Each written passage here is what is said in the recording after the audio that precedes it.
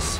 I've always thought of you as like someone who's very selective with their roles, because your roles are, I've always enjoyed your roles, but when it comes to someone like Clint Eastwood and a movie written by Paul, it's like, is that almost a no-brainer for you? Oh, absolutely. Yeah, you know you're in great hands with great material, and I mean, what a blessing it was, man. I literally dropped to my knees when I found out.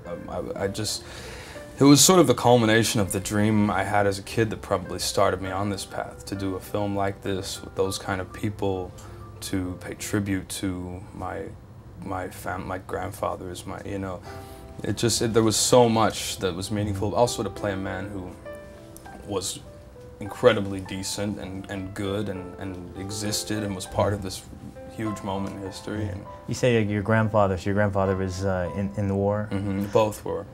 Did you find that they talked about it, or were they all people that didn't talk about it? You know, my grandfather who fought in Germany and won a Bronze Star was pretty open with me about it. Maybe because I was so little and he had been so removed up until that point. You know, it's not something that he would open up, but I think the relationship I had with him, he would tell me stories.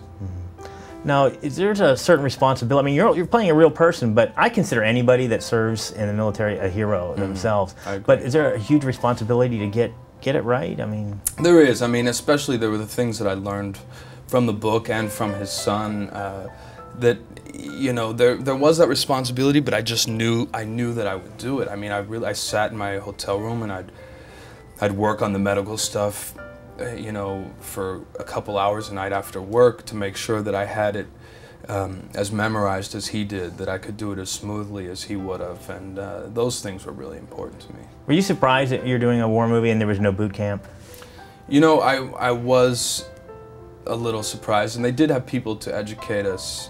It didn't matter as much for me because I wasn't a combat soldier. The things I had to work on were more first aid, you know, medical procedures and things like that. And so I had a special forces medic, this guy Doc Maynard, who was there for me alone. And so he and I would spend a lot of time together. And the guys playing soldiers, they did get some weapons class and stuff like that, but it wasn't extensive because World War II, 3 weeks from being drafted, you could be on a battlefield.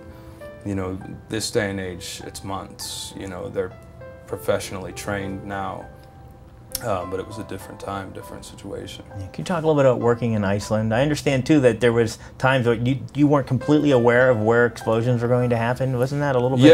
Yeah, and also, I mean, that was something that I specifically asked for. I liked being surprised by them because it just made it that much more real, and it made it that much easier to do my job. You know, you're not acting in that regard. You know, when something explodes next to you, the way you respond is real. It's not pretend.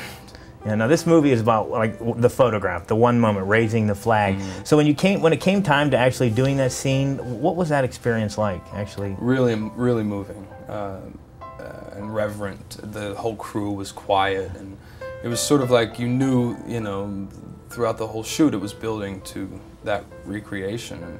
And the guys and I, we had all spent time rehearsing it on our own, watching the footage over and over again, so knew exactly where we came in and where we stood and how we moved. And, and Clint told us after the first take how proud he was that we had nailed it the way we did. I always think of you as somebody that has kind of perfected your craft, because you're I got a long way to go, man. No, I mean, that's the thing. It's like you learn and you get better. I do feel like I'm getting better. Yeah. But how did you deal with Clint's like one take type of shooting? I loved it. I loved it because you totally release and let go. You don't sit at the end of the day picking apart what you did because you have no real recollection of it. You do it and you let it go, and it is what it is. And I think that's his whole take on filmmaking.